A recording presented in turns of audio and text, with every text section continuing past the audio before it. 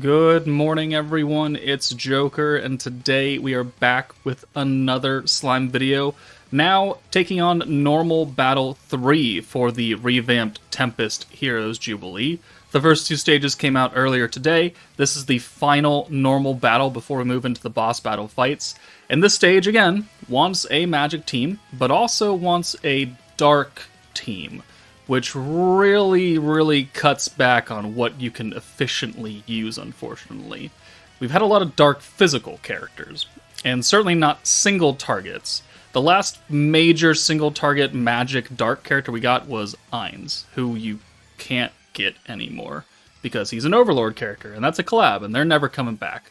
So we have to, and I'm not purposely going to use the Overlord team. If you do have access to it, it'll work fairly well here, but I'm assuming that most people don't have Overlord, so I'm not going to dedicate an entire 5-minute clip to it. But if you do have access to it, just build Overlord and it'll do your damage for you. The problem is that this stage, alongside all the other stages, is a max turn bonus of turn 3, which Overlord is a stacking team. Very difficult to have them do damage cap in 3 turns with Ainz. It's not that kind of team. So you're going to run into some difficulties anyways. It is a single target fight, though. We're no longer in an AoE setting. They do want you to single target nuke the spider, I think. And the spider, he is really tanky. 242,000 HP, 80% chance to guard, 80% defense, 30% guard power. He does poison you, so if you're trying to go for max score, you do need to either RNG your way out of poison or bring the 4-star Gobta to just give you poison immunity. And then he lowers guard penetration on turn 3, if you get that far. So we do need to do a pretty solid amount of damage to get past his HP and his defense before we get to anything else. So let's go ahead and show off the team that actually is able to do it reliably, quote unquote. Also, I totally forgot. Disclaimers. We always need to put the disclaimers in, so I'm just going to record this and we'll put it in front of all of them. Disclaimer number 1 is that your results will vary. Obviously, not everyone has the same units that I have, the dupes that I have, the gear that I have, the enchantments on the gear that I have. So please use this video as a guide and then tailor it to whatever you have available in your own box. I can't show off 30,000 different teams in a video. You'll just kind of have to make your own team using your own brain power to get the jobs done. Disclaimer number 2 is that these are the characters I use for protection gauge throughout the fight, and then these are the units I use for skill points throughout the fight. They do differ, they do make a very big impact. And then disclaimer number 3 is don't forget to go into your town of Tempest and optimize your water, wind, or dark building, whatever stage you want, to get maximum results out of your nukers. Now, let's move on to whatever normal battle I'm talking about in this video. Alright, so here is the max score team for Normal 3. We're using a Commander team because that does give us extra damage versus light enemies. Commander Renard is a traditional stacking character, but we're going to kind of get around that by bringing not 1, but 2 Rainbow Orb Changers. Visions of Coleus Rimuru and New Year's Blessing Rimuru. We're using Gobta for the turn 1 Orb Change and the poison dodge. That's going to be very essential to get the max score. This spider doesn't really do that much damage, like at all. So it's possible to do it without any defensive skills, which is why we're not bringing Soe or Raphael, but we still do need the poison dodge. Commander Shizu will be buffing Rimuru, who is on Commander, who will get the damage bonus. Even though he's not dark, he will do enough because he's got a personal attack and weakness strike buff. And then the hero we need for the rewind most definitely. Alright, the charm we are running for Renard is actually the light attack charm, the 10% light attack, because we're going to get a lot of protection gauge, we're going to get a lot of skill points off of all these rainbow orbs. We don't really need to worry about that. We need to make sure we can do the damage cap in 3 turns, with a type neutral character, technically, a light on light. So we need a little bit extra damage. No one is giving us a light buff currently, so that's why I use the light charm. We used Gobta's Orb Change turn 1. We're going to save the Rainbow Orb Changing for turn 2 and the Rewind. So here, guard power up. Okay, 1 damage. That's what we need to make sure that we're getting. And then we got a pretty good hand right here. So we're going to rewind, and we're going to use the rainbow orbs because he'll change that one green. Now we're going to send essentially 6 blues, but also 2 of them are going to be rainbow orbs for Rimuru himself. So we'll do that, and then we'll go ahead and send this. That gets us 2 more stacks of Renard, which is good, because he's stacking Weakness Strike and Alt Resistance down on, down on the Spider and Weakness Strike for us.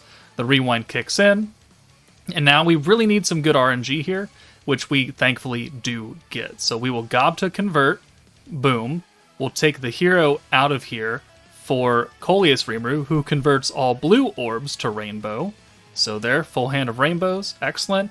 And then we'll bring Shizu in, and then we'll use the poison dodge skill and the attack buff from Rimuru. We do need to use that here because I want to use the crit and the Shizu skill next turn, and for that we don't have enough points to use all 3 of them, so we need to use the buff for Rimuru early because it lasts for 2 turns. So now let's put the stacks on. We'll send these orbs. If Shizu gets hit on this team, she will take damage, unfortunately, so we have to make sure that the spider only hits Gobta or Rimuru. And I don't know why Shizu takes extra damage here. But there's the poison dodge, 1 damage against Gobta, and that seals our victory. We have 1 more stack of Renard to use, so now we'll just simply swap Gobta out, and we'll use the 80-point skill and the 55-point debuff from, well, buff and debuff from the Masked Hero. We'll use the 1 more stack of Renard, extra Weakness Strike, extra Alt Down, and the Light Attack buff. You can see that pop up there. We'll send the Rimuru orbs just to lower his HP a bit, 1, 2, and then the nuke does 1.4 million, which is exactly what the damage cap is 1.4 million. So already right there, we did enough. So we took 2 damage overall, because he only hit us technically twice. We did 1.4 million, we were on turn 3, so that is the max score of 154.2. It's just that, do you have 2 rainbow orb changers? There's only 3 of them in the game right now, and one of them is kind of not great. So it really necessitates a very specific team build, as most max score teams do. Alright, the next team we're going to show is a Primal Demon Commander Diablo team, sorry. He is dark, he is single target. He is not magic though, but it'll be okay. We're again running Gobta, we're running New Year's Rimuru, and we're running Shizu. 3 very important characters here. Diablo has his own 80-point buff, which is attack and synergy power, which we're going to get guaranteed synergy from Xion. But Hinata's here to triple orb steal for the 6 rainbow orbs. So this is essentially it.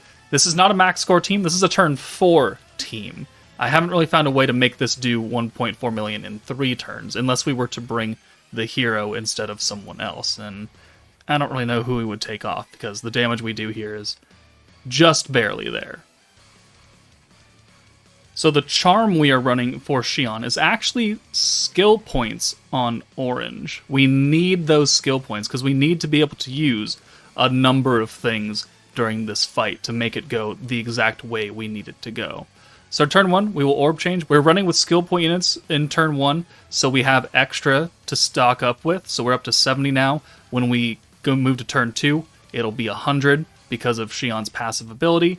We've left Hinata up front, and because we've not sent a lower amount of orbs to guarantee, we do have to RNG our way into 3 Hinata orbs, which isn't terribly difficult. It can just take some time. It might be slightly annoying, but it's definitely not the worst thing in the world.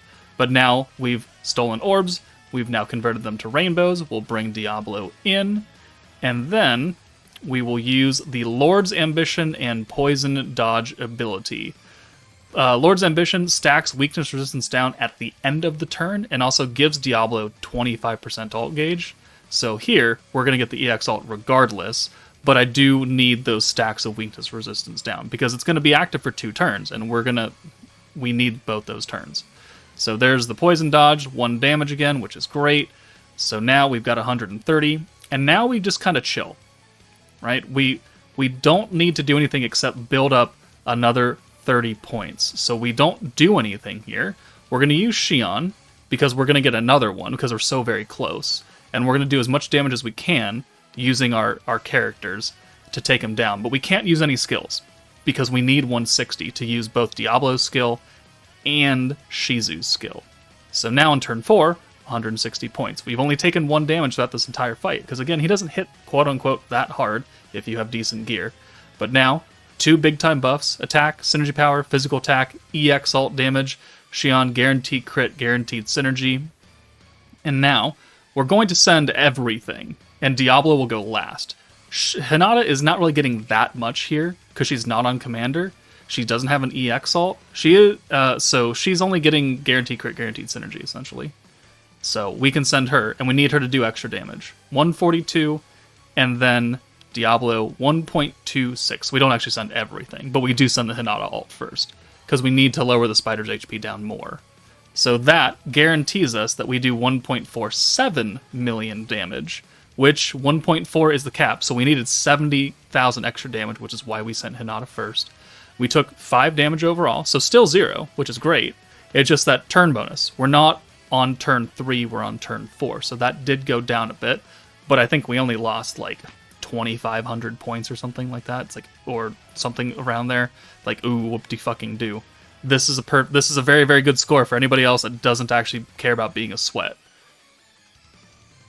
Alright, once again bringing Commander Shizu, but this time on a fairly differently built team.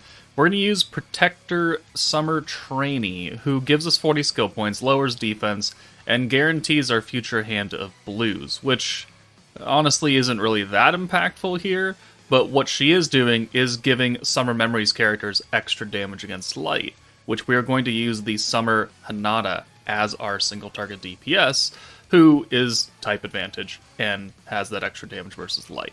So we're going to run her as the nuker. She has her guaranteed crits for 2 turns and the crit, or the Enamor Strike buff, which we are bringing Summer Ramaris for. Dark Milim here is skill fused, so she's giving 70% ult and then the 25% attack for Dark allies, which Hinata is. Ramaris, again, is here only for her Enamor effect. Her other orb change, we don't use it.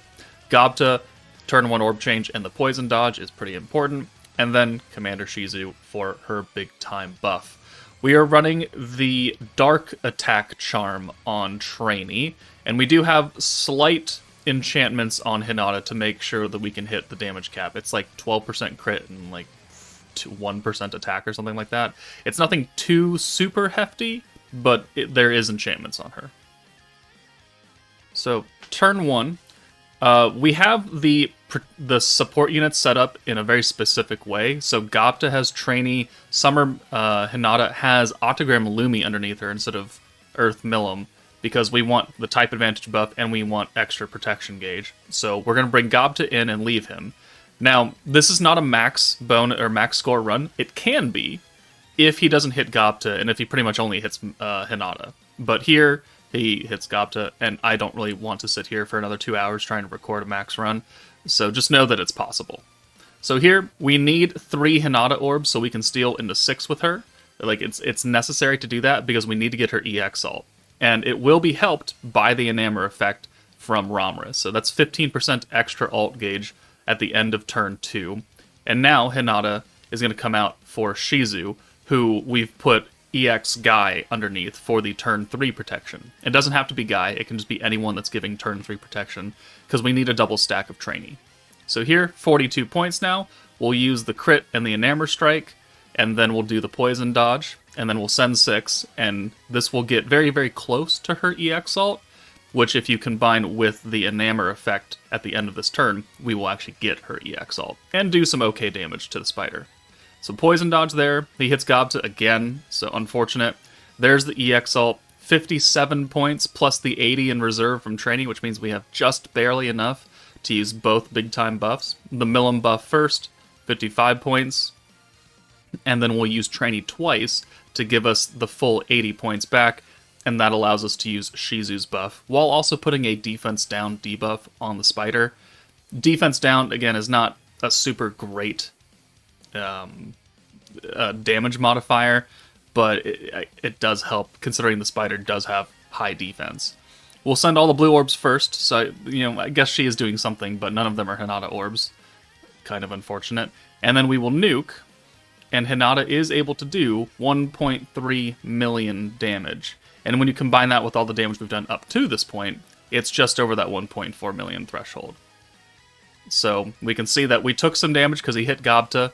If he doesn't hit Gobta and you take 1 damage on Hinata both turns, then you can very easily get a max score with that. The weakness damage, 1.4 million, is the cap, and we hit that, and then turn 3 as well. So this is another team comp that can do it. I just personally don't want to sit here for 2 hours. So if you have it, use it. Alright, the third team is going to be an Exalted Champion Velzard and Anniversary Dark Milim team. So we are starting to go into the not quite so great teams again because Dark Magic does not have a lot to pull from. The Ogre's Pride Soe is AoE, so that's not going to do as much as we want it to. So here, Velzard, Bride Shuna, again for the triple orb steal, Rimuru, again for the rainbow orb changing. It's kind of a mainstay in Jubilees. And then we've got Idle Shuna. Because we are running a magic character, we are going to use her magic synergy power buff. Well, it's a synergy power buff for magic allies, is what it is. So that will help buff Milim. And then we're going to bring Visions of Coleus Violet to give us that massive 80 or 100% magic buff. So Milim is going to get the element damage from Velzard, synergy power, her own alt buff, and the 25% attack buff from her skill fusion. If she's not skill fused, she does 15%. You're not losing that much. And then Violet's 100% magic buff is pretty massive.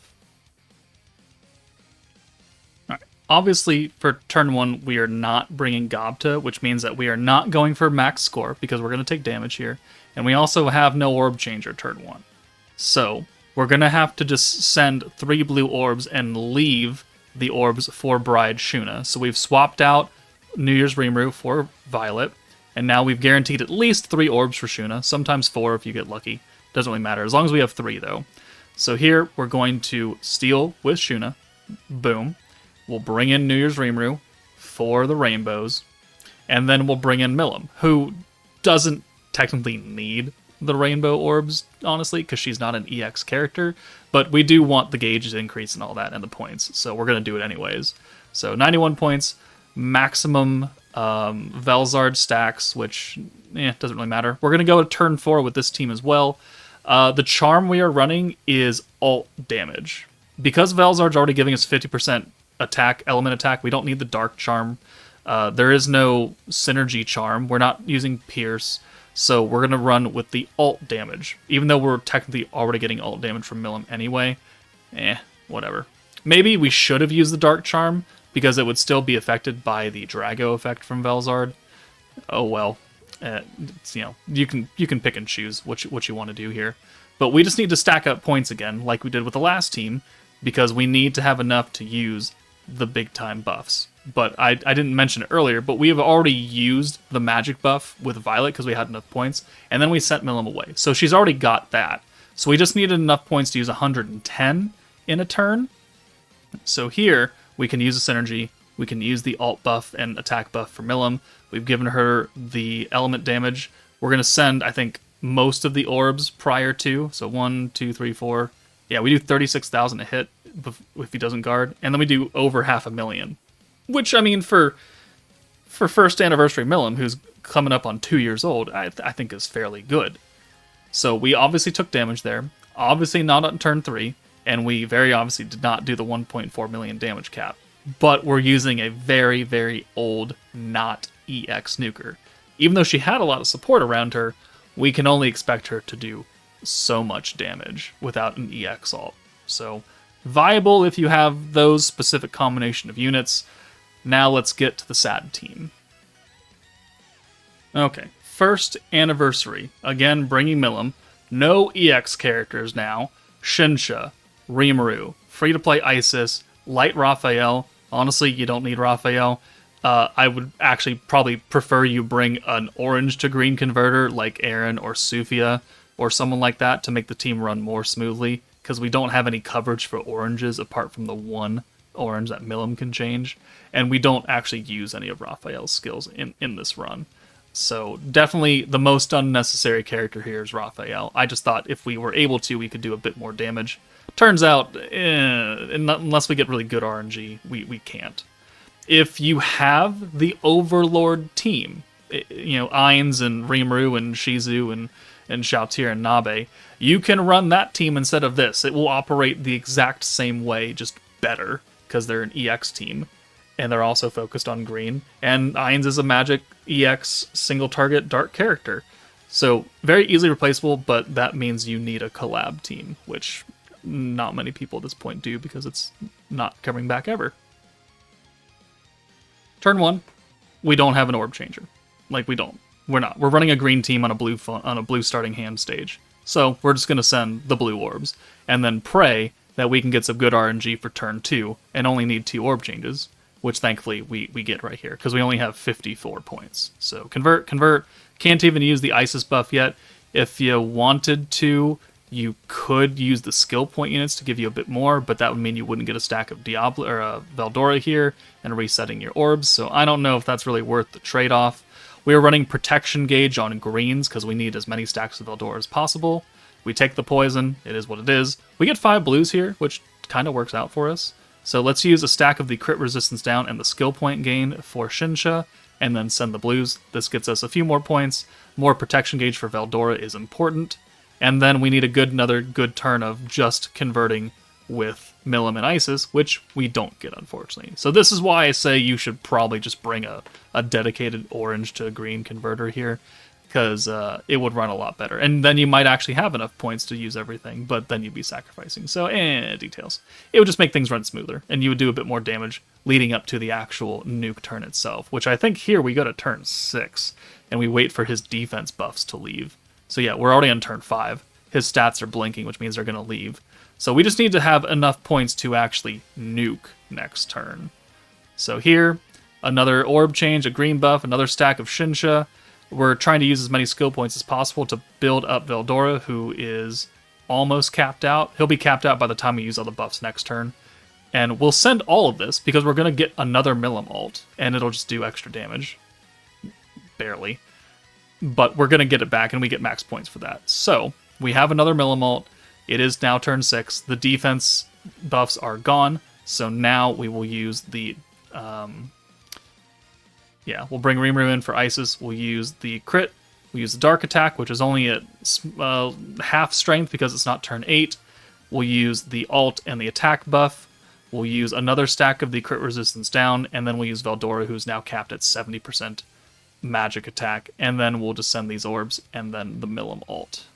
So 47, 57, 470,000 damage right there on turn 6. Not great, but if it's the only thing you've got, as far as a dark team is concerned, it's what you gotta use. And, to be perfectly honest with you, 89-9 is not a terrible score. Obviously, it's not max. Obviously, you're not using a team that's capable of doing that. So 89-9 for the first anniversary team, I think is pretty damn respectable. But if you have any other dark teams or just teams in general that you found works for the stage that I did not show, please put them down in the comments so other people can see it and maybe use it. But that's it for me, guys. Take it easy, and I will see you all later.